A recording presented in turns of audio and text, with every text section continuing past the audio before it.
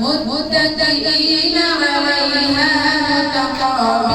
متقابلين يطوف عليهم ولدان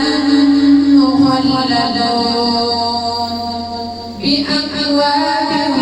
وأباريق وكأس